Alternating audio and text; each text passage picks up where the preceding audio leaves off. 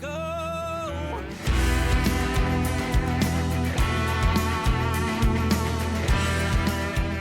Here's everyone. Welcome to the Texas Toast Podcast. I'm your host, of course, Miss Helen. And here at the Texas Toast Podcast is where we toast the best in Texas country music.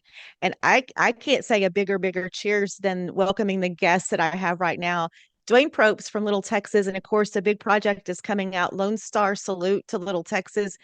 Duane, this is just amazing to have you on the podcast. Thank you so much for taking the time to visit with us on this special project. I appreciate y'all having me, Helen. This is really an honor in a lot of ways. So I guess to kind of preface going into this, I know we've talked about this project. It's a salute to Little Texas and your music, kind of a 30-year anniversary celebration to preserve the music. And you brought together 23 Texas country artists on this project to perform some of the best of Little Texas. So, I mean, the logistics on that. So tell me about getting the talent together on this first and foremost. That was the hardest part. When I was asked to produce the music on this thing, I told Brandon Steen, I said, let's do something that's never been done before. Let's make this a 100% Texas project. All Texas acts. Let's use some household names. Let's use some people that a lot of people have never heard of, and just bring them all together for this thing. But make it, everybody on this project is either from Texas or is a Texas act. And um, by by creating this box, it did hold some logistical problems. And then we just kept adding people and adding people, and then all of a sudden, other people started coming out and saying, "Hey, I want to be a part of this too." Some of these tracks, like "God Bless Texas," the first one we did has 7 different artists on it, and they're all doing their vocals in different places and sending them in. And it's up to me and the engineer to find the best cuts of each one of them and put them all together and make a song out of it. And we literally lost track of who did what in the song. We forgot to label the different tracks, and we were like, okay, who did this? Who did? Oh, Okay, I can we got imagine. to make sure we get so and so in there. Is he in there? That was crazy. That particular song was absolutely nuts. And then once we figured that out, we were able to do the other ones a little bit easier. Yes. And just while we're talking about the God Bless Texas, it's Randy Rogers Band, Josh Abbott Band, Casey Donahue, Aaron Watson, Rodney Crowell, Kevin Fowler, and Pat Green. So now you can relate to what Dana Dwayne's trying to focus on Yeah. looking at all the tracks. Yes. So, and they did such a fabulous job on that and the names that are on that. And, one thing I want to ask you too is as y'all started reaching out to some of the Texas artists, what were their reactions when they would Um, get notified? Were they just going crazy? well, a lot of them were just like, this is great. Yeah, I'd love to be a part of this. A couple of them that we talked to had contractual obligations that they couldn't do it at the time. Miranda Lambert really wanted to be a part of it. Tanya Tucker wanted to be a part of it, and we just Yes. couldn't get her in the studio with her schedule and our schedule and all that. So that one didn't work out. Um, but yeah, almost everybody we talked to, it was a resounding yes, love to do it. And I was just amazed. I'm like, I honestly didn't think that we had had such an effect on people. And, especially in the early 90s, a lot of these kids were little bitty. They're probably listening to Timmy to the Tugboat at the time. Colby Cooper in particular. Um, Yes. he must have been 2 years old when My Love came out, even if that. But he remembers listening to it with his parents and how they loved it. And you know, I always heard him singing that song from the day I met him. And when I asked him, he goes, "That's my favorite song ever. It's my parents' favorite song." Yes, yes, yes, I'll do it. Yeah, absolutely. And it was that kind of a reaction all the way around, really. Oh my gosh. And Colby on that one, when we first heard it, it was like it was such a delight. He did such a great job. And now knowing, because when I heard it, I was like, that is like the best thing I have heard in a long time. And we love Colby here at Oh the yeah, podcast. And it's we do like too. he did do a phenomenal job. So there was some extra passion and extra heart and soul behind that one. Absolutely. And he actually used his studio time. He was cutting his album that's out right now at the time when he did his vocal. He stopped his studio time with the label and did this song. And I guess Broken Bow paid for it. I'm not sure. I hope they did. Um, but yeah, that was just amazing. To to say, okay, I'm stopping my project to do your project, and then I'll pick mine back up. That was really above and beyond. Yes, awesome story there. Then we have Neil McCoy on First Time for Everything. So Yep. he's always a favorite in his voice, and that was such a great job on that one. What might have been Troy Cartwright really nailed it on that one. He really did. He knocked it out of the park, and I have still yet to speak with Troy Cartwright. I've tried to call him. I tried to email him. He's just kind of a different kind of cat. But he agreed to do it, and he sent his vocals in, and I was like, okay, this isn't what I expected at all, but it nailed the song. I mean, it sounds like a broken-hearted guy sitting on the edge of his bed, just tearing his heart out. It's such an emotional vocal. Yes, so true. And then, in case you're following along with the podcast, we get to kick a little, which was I just loved Mhm. playing that on the radio. Tracy Lawrence, Rodney Carrington, Rodney Carrington, David Adam Burns. Some favorites there. Another great one on that one. Well, that was the one where I wanted to throw everybody kind of a curveball. Um, I've known Rodney for, well, since right after he graduated high school, basically.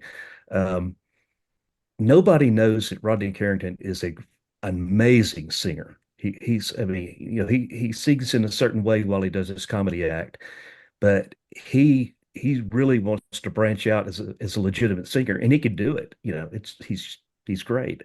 So I called him and I said, you want to do this? And he's like, well, heck yeah, I want to do it.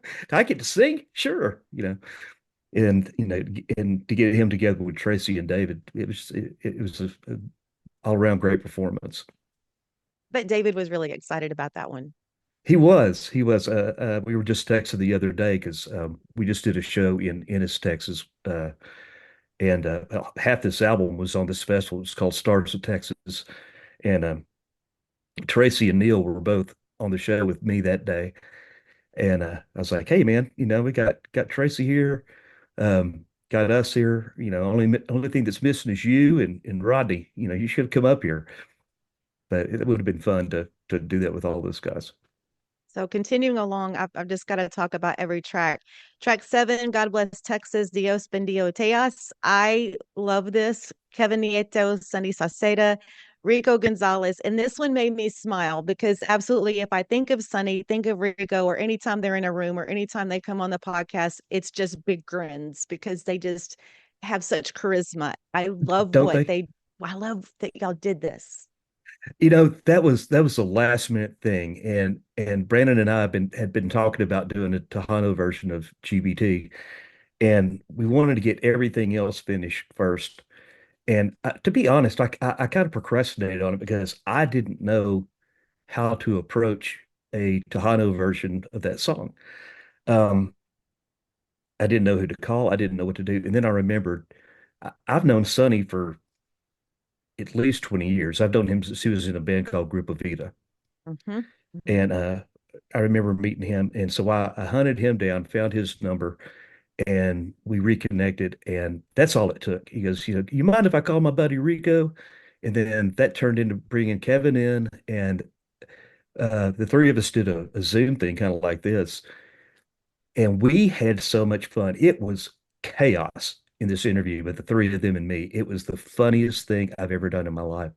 Those guys are so much fun. They're hilarious. And, uh, we just picked on each other. And then we got on the phone all together for another hour after we did the interview and cut up. And one of these days, the four of us are going to get together in Kevin's house in Dallas and just whoop it up for a weekend, I think.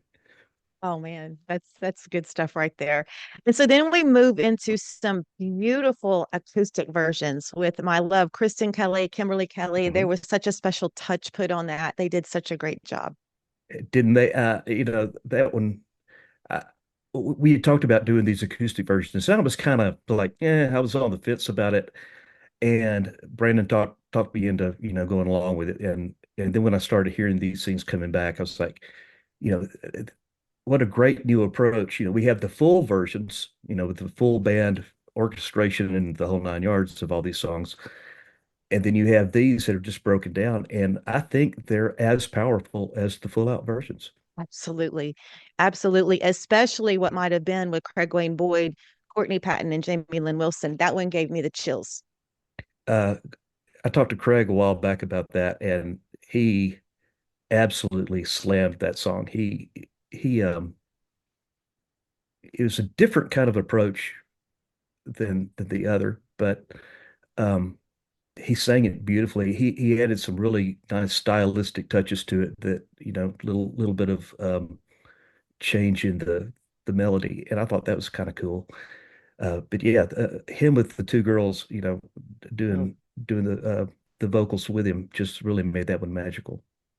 And especially putting Courtney and Jamie Lynn together on that. Their voices always just blend so well together. They're just like peanut butter and jelly. Have you ever wondered how artists like Treaty Oak Revival, Red Clay Strays, and Aaron Watson maintain the high quality and high demand for their merchandise? CH Lone Star Promo is the answer. Created in Texas to serve Texas artists, and they're currently offering 15% off on all merch orders from musicians. Visit chlonestarpromo.com to get started and tell them Texas Toast sent you. I was reading the other day that it takes at least $1 million to break an artist. That's a ton of change, and it can feel overwhelming. But with social media leveling the playing field, you just need an effective strategy to release your music. Check out Release Rocket to ensure your single does not die after release day. You've already put time, effort, and tons of money into writing and recording your album. Let the guys at Release Rocket keep your new release alive. Well, And I've then always been a Jamie Lynn fan for a long time, and I'm mhm, I'm so glad she agreed to do it. And I really didn't know a lot about Courtney at the time, but then I started listening to her stuff, and now I'm a Courtney fan too. absolutely. Just She's amazing. And then come back with another acoustic from Neil McCoy, First Time for Everything. He did great on that acoustic. And then I really like the instrumental of God Bless Texas at the end. you know, I, I don't know what to say about that. I think it's strange that we threw that on there. That one wasn't my idea. That was all Brandon, but for I don't know what people are going to use it for. I'm still scratching my head. Oh, tell me, I do. Helen, I if you do. know Okay. what? Okay. I thought first thing I thought was for like uh drill teams, dancing groups, dancing even at the clubs. But I now have to tell you a story. So when I worked in radio, I did a morning show for 20 years. My sign-on song was God Bless Texas. I played it every single morning at straight up 6 o'clock. And Yay. so I'm thinking, oh my gosh, this instrumental, can we use it at the front of the podcast sometimes?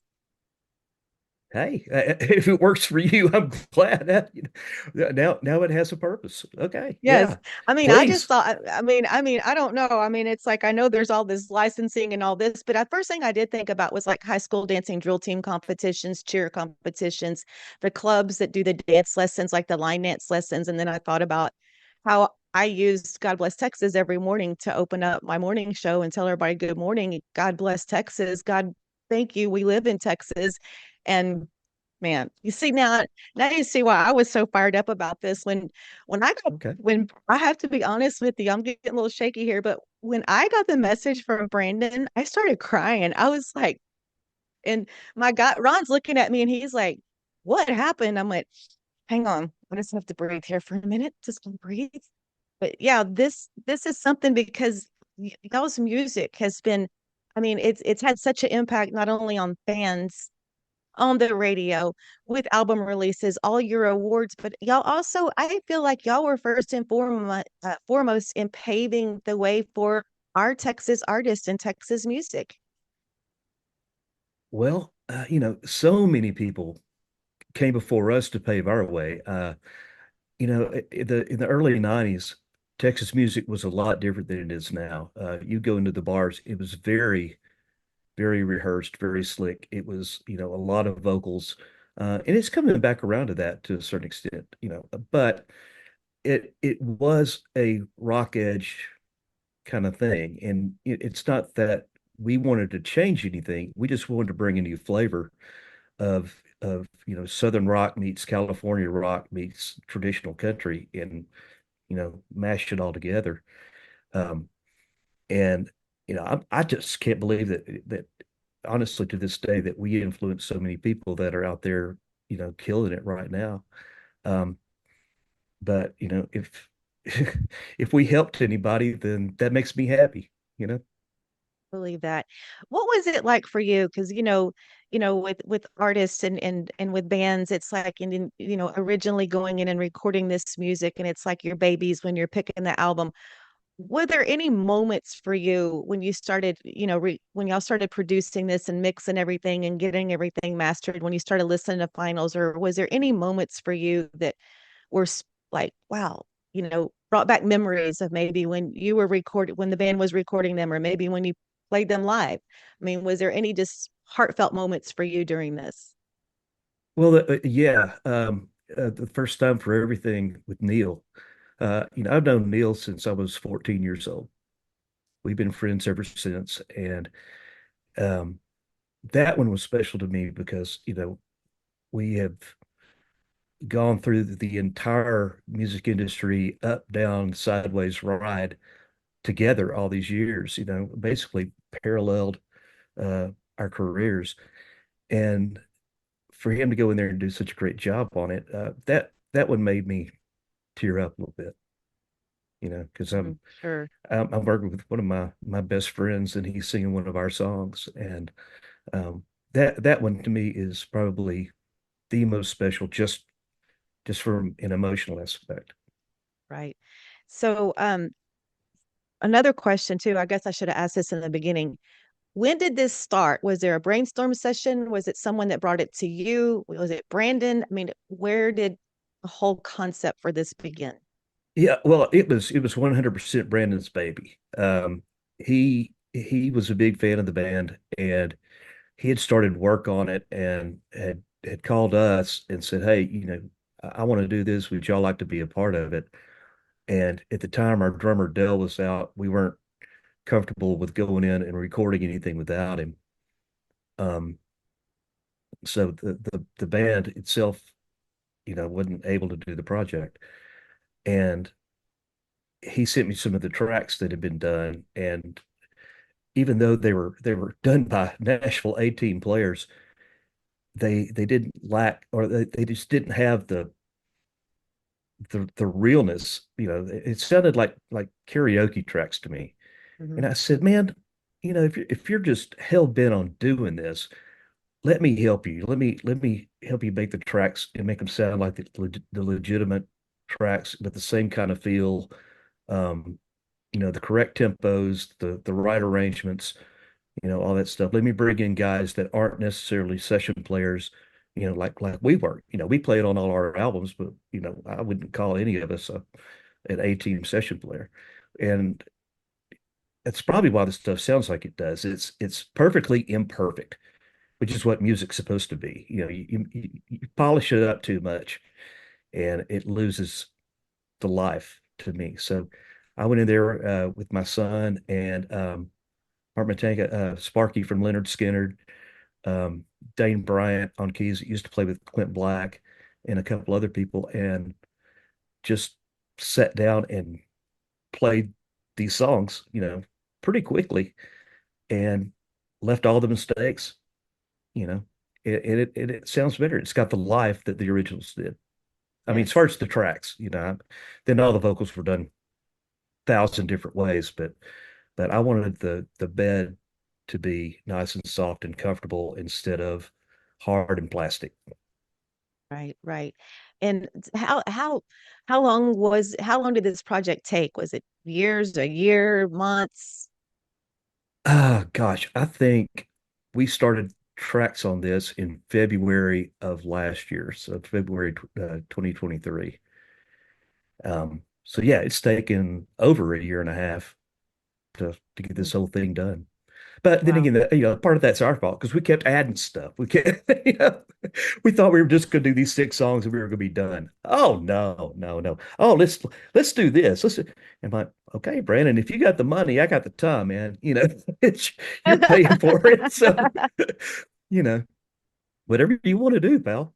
Yeah, we're right here with you. So that's perfect segue into a question because y'all still have some other Little Texas songs. Is there a chance of a part two on this? I don't know. I mean, there could be.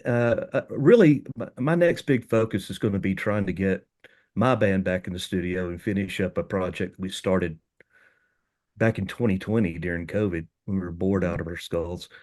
Um, and then, Porter and I really got a lot of it done, and we were about to give it to Dell to put drums on because we were doing everything separately because we had to.